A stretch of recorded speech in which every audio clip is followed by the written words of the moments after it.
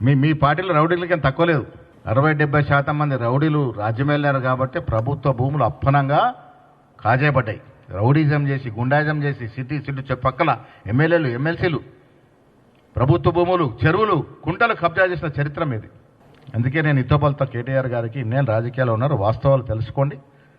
Court చెప్పిన దాంట్లో వాస్తవం ఉంది, దాన్ని వక్రీకరించే ప్రయత్నం చేయొద్దు.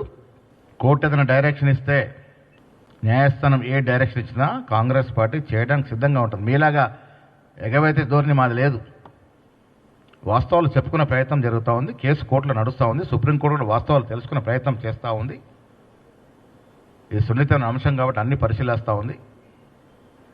మీకు చేత కాదు, మమ్మల్ని చేయనియరు.